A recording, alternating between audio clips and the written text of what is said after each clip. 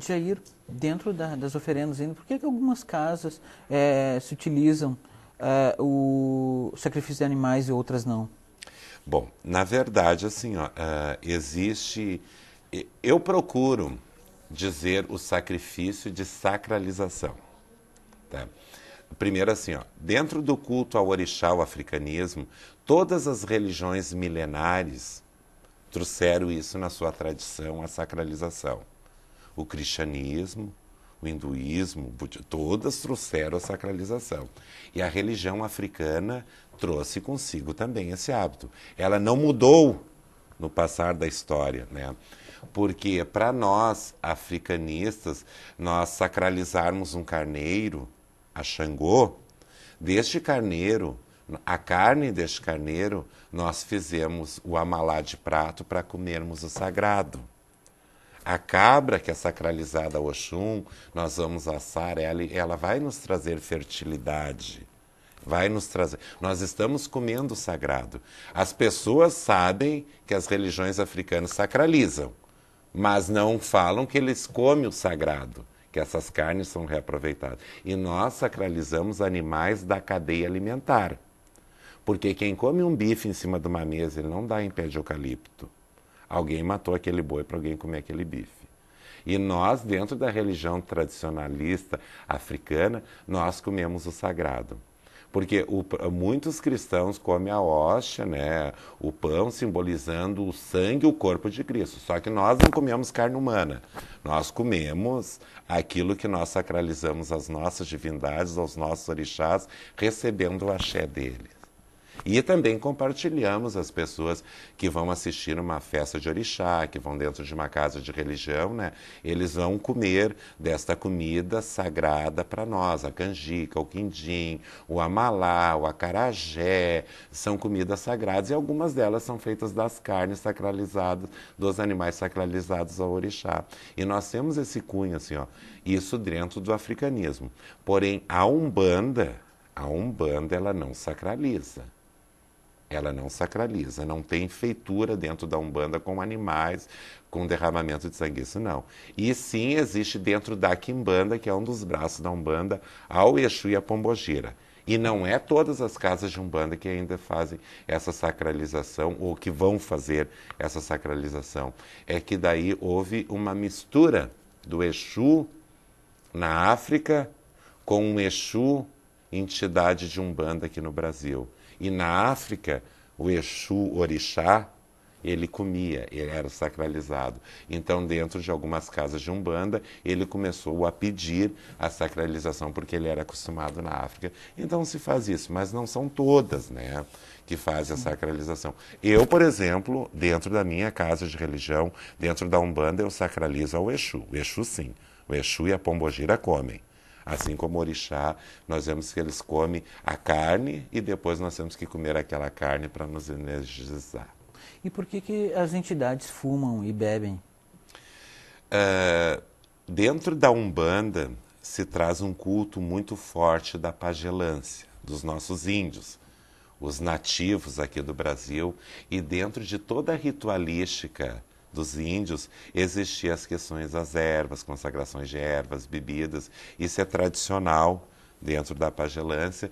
E eles continuaram, porque é uma das maiores falanges dentro da Umbanda, são uma falange de caboclos, de índios, né? Eles continuam por causa do miasmo, da energia que essas substâncias da natureza trazem. Tem com eles. E muitas vezes as divindades, as entidades, usam disso para fazer um descarrego, fazer uma defumação, transformar uma energia negativa em positiva, trabalhar com essas energias que essas bebidas, que essas ervas, o queimo dessas ervas, também se trabalha com defumação, com incensos, com flores, né? E também com bebidas e com charutos, cigarros, enfim, mas isso são energias trazidas da natureza para poder haver uma ritualização. Jair, tem muitos charlatões dentro da Umbanda, né? Aliás, como em todos os setores da sociedade, né? Sim. Mas como uma pessoa pode se defender, né, desse tipo de situação?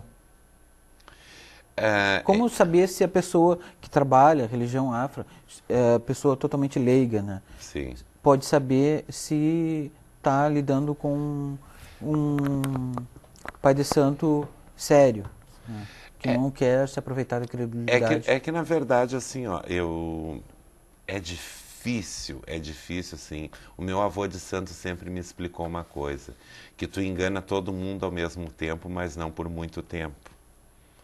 Então, eu acho que é uma questão assim de qualquer relação de amizade que você vai firmar, que você vai iniciar na sua vida, você não deve se atirar nela com os dois pés, com as duas mãos. Você deve ter um reconhecimento, né?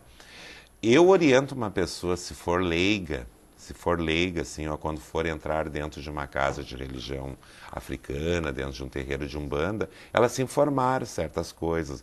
Por exemplo, qual é a família religiosa que essa pessoa foi feita.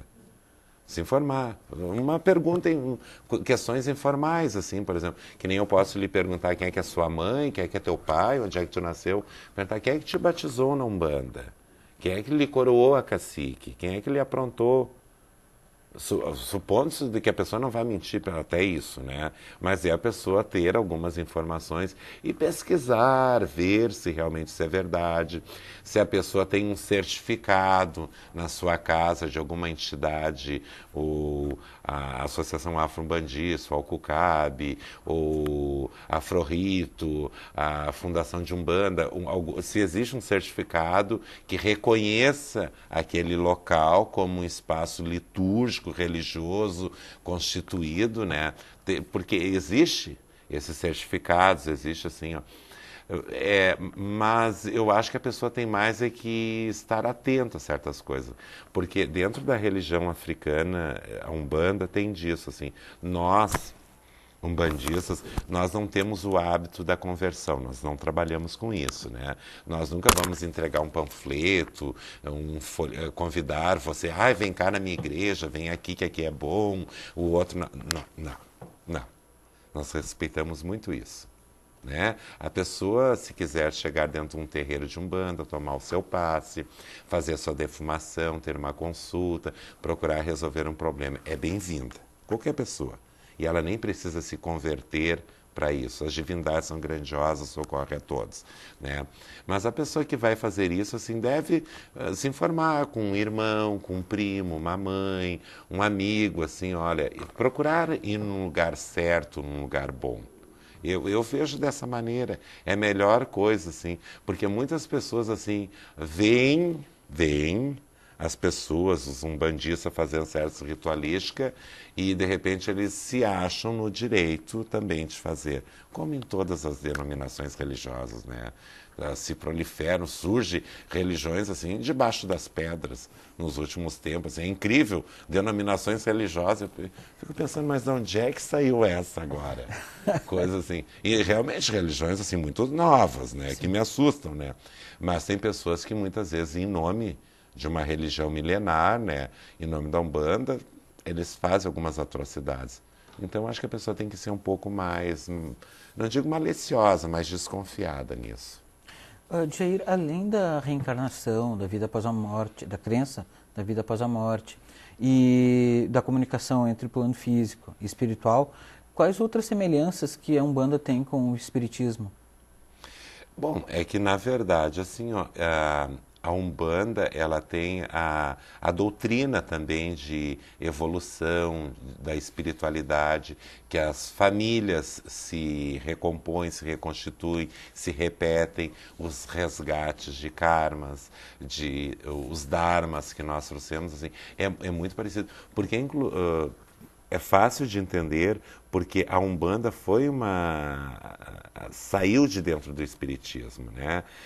Na verdade, assim, desculpa meus irmãos espíritas, que eu adoro o Espiritismo, assim, tenho grandes amigos dentro do Espiritismo, mas o Espiritismo não aceitou essas divindades, né, os índios, as expressões do negro senzalado, ele não aceitou dentro daquela ritualística ali, então ele meio que foi expurgado, né? Mas o fundamentalismo de doutrina, de fé é muito parecido, muito similar. E existe hoje alguns centros espíritas que estão trabalhando com pretos velhos, a incorporação de pretos velhos, reviram isso que não podiam, com índios, com divindades, muitas vezes assim, com Cosme e Damião, com caboclos de Iansã, caboclas de Iemanjá, com caboclos de Ogum. Estão começando a rever certas coisas. E aquilo que eu falei antes, muitas vezes cada sociedade, cada comunidade se adapta de acordo com a sua necessidade. Jair, muito obrigado pela tua presença. Infelizmente, nosso tempo já chegou ao final.